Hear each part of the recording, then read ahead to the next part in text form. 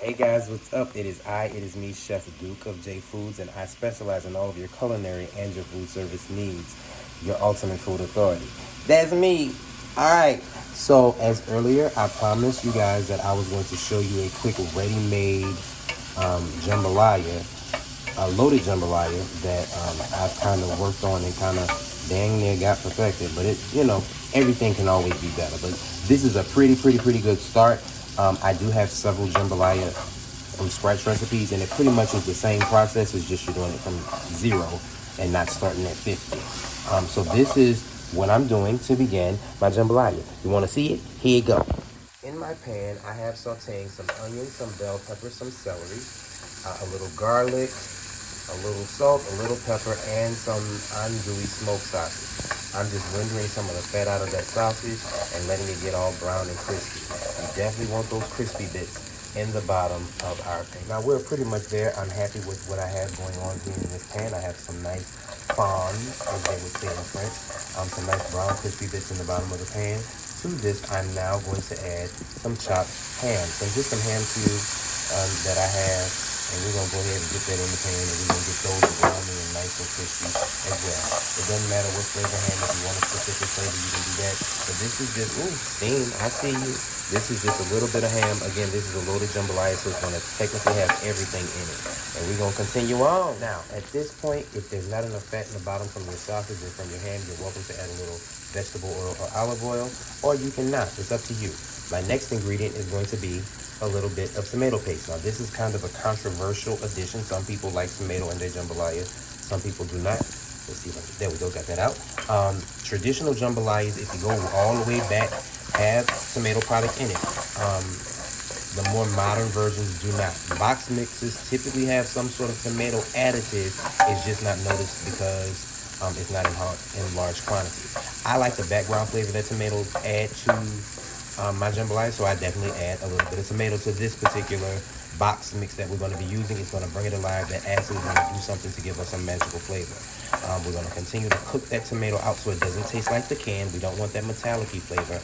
So I do apply a little bit of heat to the tomato, and just kind of, as you see, it's already melted in. You can't even tell it's in there. All right, so we're going to go with our next ingredient. All right, the next thing we're going to add after our tomatoes are cooked is going to be our boxed jambalaya mix. Now, any brand, it doesn't matter which one you choose to use, will do. This is just a regular, average brand of jambalaya mix, and I add it to the pot at this point. I'm sorry, my skillet is moving. I add it to the pot at this point because I want that rice to kind of start to absorb all those oils, because again, that's added flavor. Again, this is already pre-seasoned because it's out of the box. It has lots of paprika, onion, garlic, other herbs and spices to be nice and tasty. So we're gonna go ahead and get that kind of coated. All that rice we want coated with the fat that's in the bottom of the pan, because again, where there's fat, typically there usually is flavor. Now don't get upset or scared because you got those brown crispy bits at the bottom. We're gonna get those up in just a minute. Hold on, I'll be right back. Our rice has kind of toasted a little bit in the fat that was in the bottom of the pan. The next thing we're going to do is we're going to add our liquid. And for our liquid, we have some chicken stock. And in that chicken stock, we have those dehydrated shrimp that I told you guys about earlier in my YouTube video. So we're going to add that in, and we're going to add the rest of it in, and then we're going to continue to cook. Okay. So now we have our liquid in. We have all of our chicken stock with our dehydrated shrimp. I do like to add my dehydrated shrimp early on so that they can plump up and completely rehydrate. We don't want chewy shrimp in our jambalaya. And because they're dehydrated, they're going to be just fine with the additional cooking time. So we have our rice in the bottom. We're going to let this, we're going to stir from the bottom actually. We're going to scrape all those crispy bits from the bottom of the pan, and as you can see, that's a beautiful color. It's not red, it's not tomatoey, but that tomato is definitely going to add a nice flavor. So I'm going to go ahead and bring this to boil, reduce it to simmer, cover it, and let it cook. When it's almost done, I'm going to come back and we're going to have our next additions. Now we're going to cook our prepackaged jambalaya according to the package directions. We're going to open the pot and look at this goodness that we got here in this pan. It's not completely cooked yet, but it's close enough. We're going to go ahead and give it a stir. All the moisture is almost out, and then I'm going to add my shrimp. Now again, this is one package, and I'm adding the shrimp and whatever liquid has exuded from them, and I'm going to give them a stir. Now adding them early on, and most of you are probably like, those shrimp are going to overcook.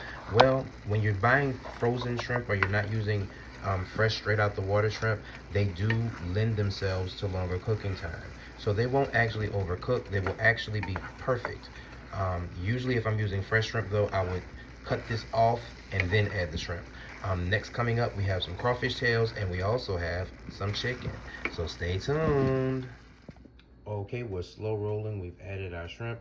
The next addition that we're going to add is going to be our crawfish tails. I'm gonna go ahead and pour them in, of course, in all of their fat and goodness. We're gonna get these stirred in. We're going to reduce the heat even further. We're gonna keep it on low, medium, low, and we're gonna cover and let that steam just work its magic. Now those crawfish don't have to cook long at all because they're actually already cooked. When they peel the crawfish, they steam them. So the crawfish tails are cooked, they're just frozen. We just wanna make sure that they're warmed all the way through and nice and tender. We see those shrimp are starting to curl and cook through themselves. So we're just gonna let this kind of work. Now we also wanna make sure that we're limiting the amount of motion that we're applying to our rice, because as you stir rice, you release the starch. We don't want gummy rice, we don't want sticky rice. We want this rice to be nice and fluffy. So we're gonna reduce our heat. We're gonna make sure that we're not over stirring. We're just gonna lightly incorporate all of our ingredients and we're gonna move from there.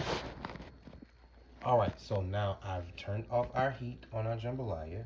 And the last thing that I'm going to add is going to be my chicken. Now, I have in years past spent time pulling chicken off of a rotisserie chicken, or I've got bought chicken tenders or chicken breasts and shredded it up and all that. I took the easy route tonight. I have a can of chicken. I just took that can, opened it, drained it, and I'm using the chicken meat for my jambalaya. After we add our chicken, we want to make sure not to stir too much. Our heat is already off. That chicken is already cooked through. It's nice and juicy. I know because I tried it. Look at those shrimp. They're perfectly cooked. All those herbs and spices are absorbing into the rice. I'm now going to cover it and let it sit for 5 minutes. And let that steam just kind of work its magic on that chicken to heat it through. Let those flavors kind of work together and get all married and happy and all that stuff. I'll be right back with a plate of jambalaya. Okay, our jambalaya has cooked and it has been sitting covered for 5 minutes. I've taken the cover off and as you can see, it just needs to be fluffed. It is wonderfully delicious and making my apartment smell like heaven. Jesus is in the room. We have our chicken, we have our ham, we have our sausage, we have our crawfish, we have our shrimp. The only thing missing from this is my crab meat. Unfortunately, I didn't have crab meat at the house and I thought I did, so we went ahead and we cooked our jambalaya without it. Of course, if you wanted to add it, you're welcome to do so. You would add it at the end of the cooking process, the same time that you add your chicken.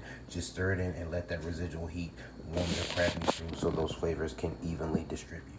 All right. So right here is dinner. We have our loaded jambalaya that we just completed. We have some baked beans and some barbecue baby back ribs that I did earlier. Those ribs are amazing. They have my own little rub that I created this morning. They are delicious. I'm about to eat and be greedy. So yeah, if ever you're in the mood for a ready-made product or a semi-homemade product and you want to turn it into something special, go ahead and do so. I promise you it won't do you wrong. Y'all don't forget to click like and click share when y'all look at these videos, okay? Okay.